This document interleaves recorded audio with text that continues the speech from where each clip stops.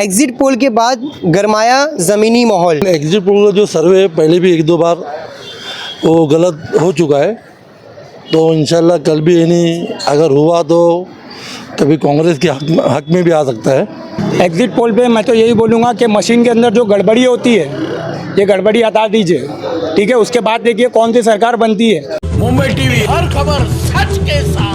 मैं हूं जैन से, तो आप देख रहे हैं मुंबई टीवी। जैसे हम आपको लगातार खबरों में दिखा रहे थे किस प्रकार से एग्जिट पोल आने के बाद जो ज़मीनी हकीकत है, वे जो वोट दिए थे वे कहीं ना कहीं पूरी तरह गरमा चुका है माहौल।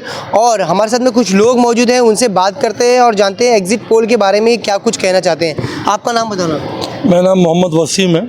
क्या एग्जिट पोल के बारे में क्या लगता है, क्या होगा? अब एग्जिट पोल तो देखो, अभी एग्जिट पोल तो जो कल आया वो कांग्रेस के खिलाफ था और बीजेपी को उसमें भी बता रहा है, लेकिन एग्जिट पोल का जो सर्वे है पहले भी एक दो बार वो गलत हो चुका है, तो इंशाल्लाह कल भी यानी अगर हुआ तो कभी कांग्रेस के हक में भी आ सकता है। और तो बीजेपी के तो बता ही रहा है 300, 301, 400 के ऊपर बता रहा है।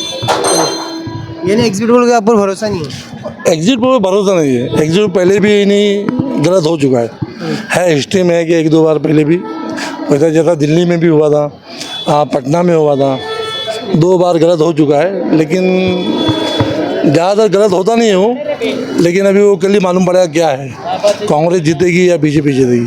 तो एग्जिट पोल को आप क्या मानते हैं?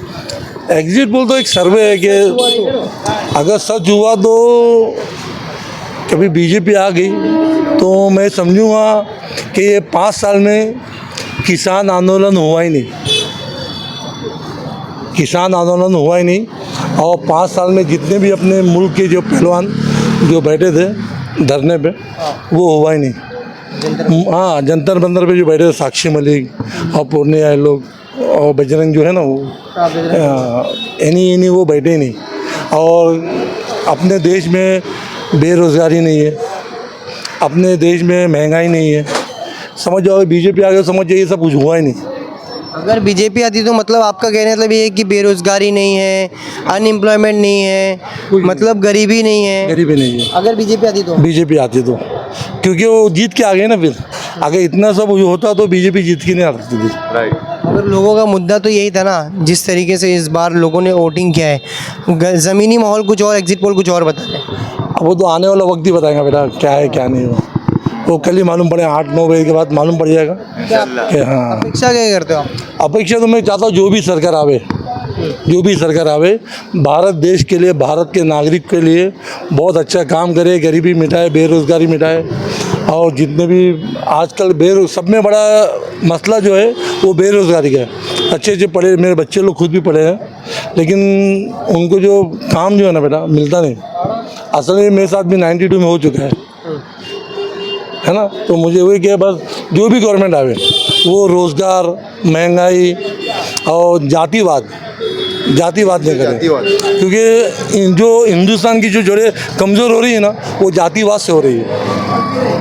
अगर जातिवाद से भाईचारा रहेगा ना तो हिंदुस्तान एकदम मजबूत हो जाएगा। क्या नाम, तुम्हारा नाम क्या है? मेरा नाम ख्वाजा शेख है। क्या उम्मीद क्या करते हो? एग्जिट पोल तो आया है, बीजेपी की एनडीए की सरकार बन रही है, 400 के पार सीट मिल रही है। मैं तो यही चाहूँगा कि अब की बार जो भी सरकार है, सबसे पहला कि यहाँ पर जो बच्चे लोगों का सबसे मुद्दा है कि म्यूनसिपाल्टी स्कूलों का जो यहाँ पर कब्जा किया जा रहा है। कुछ स्कूलों में ऐसा होता है, बाबा हॉस्पिटलों में देखा जाए, शिक्षा का मुद्दा है आप लोगों का। शिक्षा का मुद्दा है, बच्चे लोगों की पढ़ाई का है, हॉस्पिटलों का है। बहुत से ऐसे मुद्दे हैं जो बीजेपी सरकार आने से कोई लोग ध्यान नहीं देते हैं। आप क्या करते हो? मैं तो ऑटो ड्राइवर हूँ। ऑटो ड्राइवर के अंदर भी अभी यहाँ पर इतना मतलब हम लोगों को परेशानी है, बहुत कुछ दिक्कत है, लेकिन अभी वो सब चीज़ें हम लोग खुल के बता नहीं सकते, ठीक है। उसके ऊपर भी हमारे को ऊपर मुद्दा बैठ जाएगा कि आरटी वाले लोग जो है वो परेशान करेंगे, ठीक है। तो ये चीज़ के हिसाब से मैं यही कहूँगा कि जो भी सरकार आवे कि गरीबों के ऊपर ध्यान दे और एकता बन करके चले। बीजेपी सरकार गरीबों पे ध्यान नहीं देती है। अगर ध्यान दी होती तो अभी यहाँ पर शिक्षा अच्छी से अच्छी होती, म्यूनसिपाल्टी स्कूलों में पढ़ाई अच्छी होती, म्यूनसिपाल्टी हॉस्पिटलों के अंदर ट्रीटमेंट अच्छा होता। अगर गरीबों पे ध्यान नहीं देती तो 80 करोड़ लोग को राशन ऐसी दे रही है क्या? कहाँ से मिल रहा है राशन बताइए ना। यहाँ पर 6-6 घंटा खड़ी होती है, क्या मिलता है राशन के अंदर? मिलावटी राशन क्या मिलता है बताइए। चावल के अंदर चावल 5 किलो होते तो 10 किलो कंकर होते उसके अंदर। चुनने के लिए अम्मा हमारी बैठती है तो 10 घंटे लग जाते हैं उसके अंदर। तो आप बताइए क्या एग्जिट मिलता पोल है पे आप लोगों को भरोसा नहीं है? आप खुद कभी जा करके देखिए वहाँ पर एग्जिट पोल पे। मैं तो यही बोलूँगा कि मशीन के अंदर जो गड़बड़ी होती है ये गड़बड़ी हटा दीजिए, ठीक है। उसके बाद देखिए कौन सी सरकार बनती है और क्या फ़ायदा मिल गड़बड़ी की बात करें तो चुनाव आयोग ने इसमें साफ तौर पे कहा गड़बड़ी होती है तो हमको बताएं। अभी तक तो ऐसा कुछ चुनाव आयोग तक पहुंचता ही नहीं है। तो यही तो मुद्दा है ना। ये सबसे चीज़ बेटर है कि ये मशीन हटा दीजिए और पैम्पलेट के ऊपर चुनाव कीजिए, फिर उसके बाद में आपको पता चलेगा सरकार किसकी बनती है और कौन से गरीबों को कितना फ़ायदा मिलता है, ठीक है।